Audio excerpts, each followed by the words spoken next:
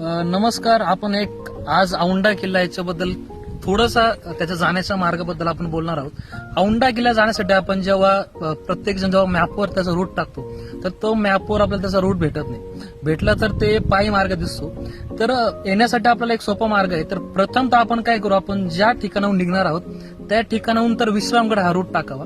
आणि आपण जेव्हा विश्रामगडच्या वरती येतो तेव्हा स्टार्टिंगला आपल्याला काही पवनचक्क्या लागतात. आपण पवनचक्क्या बघू शकतो की ती जी 1 नंबरची पवनचक्की तिथून पवनचक्क्या ऍक्च्युली सुरुवात होते. आणि त्या पवनचक्क्याच्या दिशेने आपण 400 किंवा 500 मीटर जेव्हा येतो तेव्हा आपल्याला इथे 2 रस्ते दिसतात. हा जो रस्ता जातो पांढरा, हा जो डांबरी रस्ता आहे हा विश्रामगडाच्या दिशेने जातो. आणि हा जो कच्ची पायवाट दिसते आपल्याला, हा कच्चा रस्ता आपल्याला औंढा किल्ल्याच्या पायथ्याशी नेऊन ठेवतो.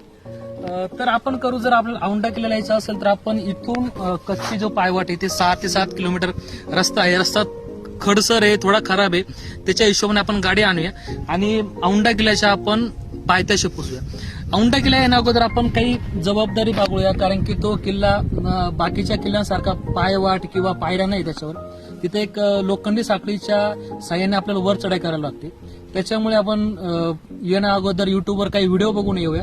आणि जर आपल्याला यायचं असेल तर आपण ही जी कच्ची पायवाट, ह्या कच्ची पायवाट दिशेने आपण तिथे जाण्याचा प्रयत्न करूया. धन्यवाद.